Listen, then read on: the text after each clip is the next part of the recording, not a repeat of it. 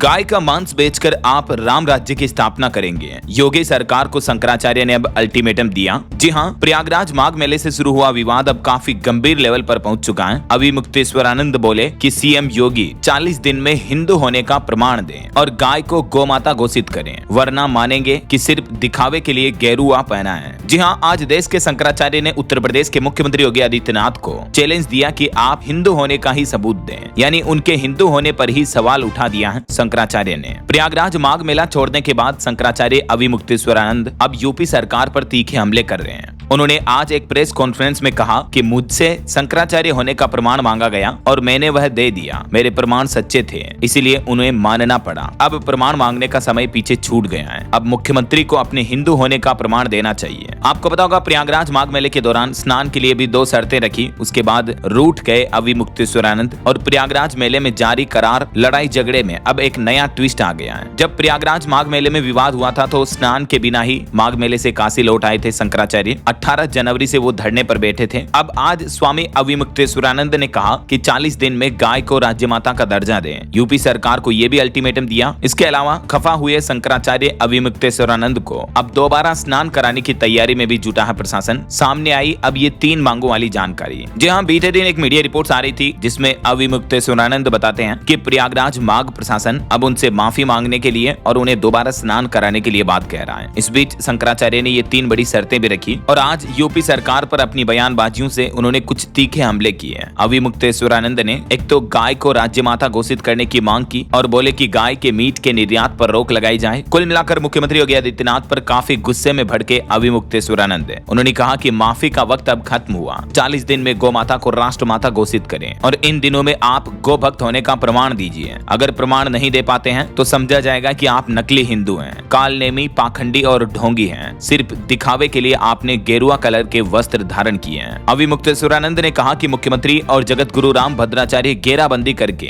गो हत्या बंदी की मांग करने वालों पर तरह तरह के हमले कर रहे हैं। अगर आप सच में हिंदू हैं तो गौ माता को राज्य माता घोषित करें। यूपी से गोमांस का निर्यात बंद करें, नहीं तो गैर हिंदू घोषित कर देंगे। देखिए, आज शंकराचार्य की कुछ बड़ी बातें। एक तो उन्होंने कहा कि लखनऊ में जुटेंगे संत, तय करेंगे कौन असली हिंदू हैं, कौन नकली हिंदू हैं। शंकराचार्य ने कहा कि 10-11 मार्च को लखनऊ में सभी संत महंत और आचार्य एकत्र हों। वहां तय किया जाएगा कि कौन हिंदू हैं और कौन हिंदू हृदय सम्राट हैं और किसे छद्म हिंदू या नकली हिंदू घोषित किया जाना चाहिए। दूसरा, वो बोले कि अब हम नकली हिंदुओं का पर्दाफाश करेंगे। अविमुक्तेश्वरानंद ने कहा कि अब नकली हिंदुओं का पर्दाफाश, राजफाश किया जाएगा। जितने भी हिंदू हैं उनके साथ बहुत बड़ा छल कपट हो रहा है। यह छल खुद को साधु, योगी, संत और भगवाधारी कहने वाले व्यक्ति और उसकी पार्टी द्वारा किया जा रहा है। यानी सीधा सीधा उन्होंने मुख्यमंत्री योगी आदित्यनाथ और भारतीय जनता पार्टी बीजेपी पर आरोप लगाए, बोले कि वो नकली हिंदू हैं। और प्रयागराज माघ मेला छोड़ने पर भी उन्होंने कहा कि प्रशासन मुझे लालच दे रहा था, लेकिन हमने नकार दिया। माघ मेला छोड़ने पर शंकराचार्य ने कहा कि माफी मांगने का भी एक तरीका होता है, क्षमा याचना करनी पड़ती है, लेकिन प्रशासन हमें लालच दे रहा था कि आप ऐसे नहा लीजिए, आपके ऊपर फूल बरसा देंगे, अगले साल के लिए चारों शंकराचार्य के लिए प्रोटोकॉल बना देंगे, लेकिन हमने नकार दिया। आगे वो कहते हैं कि इतिहास में पहली बार शंकराचार्य से प्रमाण मांगा गया। अविमुक्तेश्वरानंद बोलते हैं कि अगले साल माघ मेले में मौनी अमावस्या पर संगम स्नान करेंगे। इतिहास में पहली बार किसी शासक ने किसी शंकराचार्य से प्रमाण मांगा।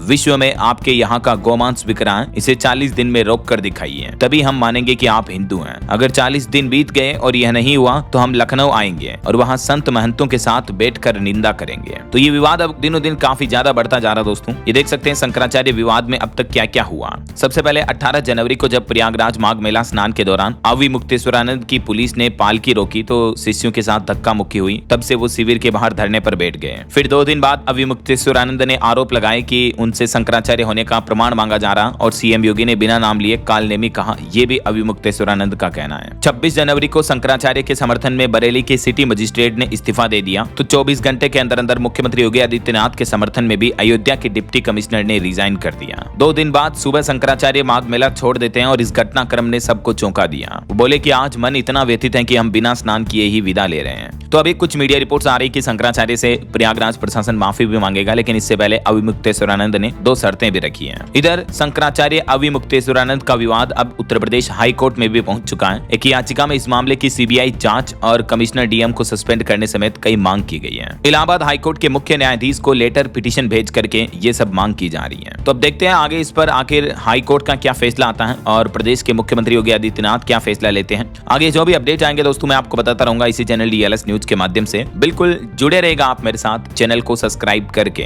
बेल आइकन जरूर दबा दीजिएगा और इस वीडियो पर एक लाइक और शेयर भी कर देना, ताकि आपको रोजाना की ताजा खबरें, महत्वपूर्ण मुख्य समाचार, काम के न्यूज अपडेट सबसे पहले आपके मोबाइल पर मिलते रहेंगे। बाकी इस विवाद को लेकर आपकी क्या राय विचार है, आपके क्या ख्याल है, कमेंट करके बताइएगा जरूर। जय हिंद, जय भारत, वंदे मातरम।